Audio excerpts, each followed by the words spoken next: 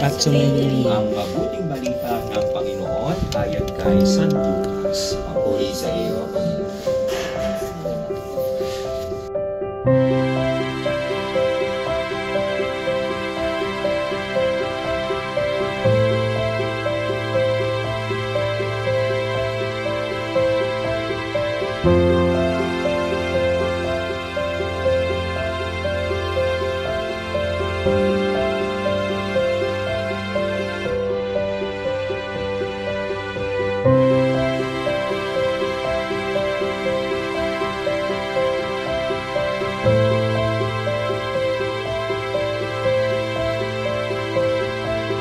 Tunay na purpose ng blessing ng bahay.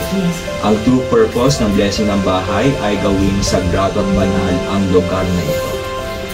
Mula sa pagiging istruktura lamang na bahay, ngayon ito na ay isang banal na tahanan, a blessed home. Hindi lamang house, kundi a blessed home. Kung saan yung pamilyang nakatira dito, hindi lamang kayo ang nakatira dito, bagkus kasama ninyo sino? Ang Diyos. Ang Diyos na sinisimbolo o ang Diyos na may iisang Diyos na may tatlong persona, the Blessed Trinity, na siya magiging modelo natin ng pagmamahalan at pagkakaisa. Sana ganun po ang mangyari sa pamilyang nakatira dito. Magmahalan kayo at magkaisa. At doon makikita ng inyong mga kapitbahay ang tunay na kabanalan ng tahanan.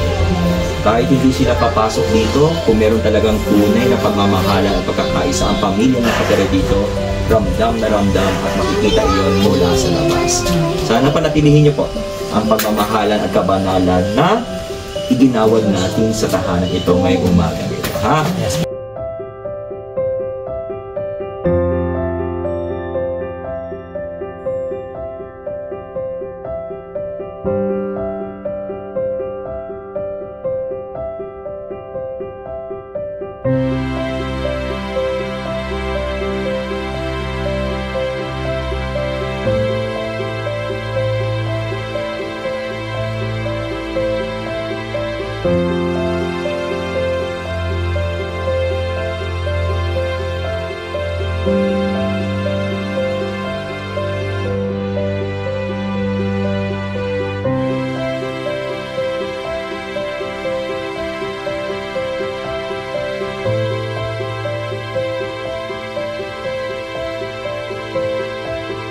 you.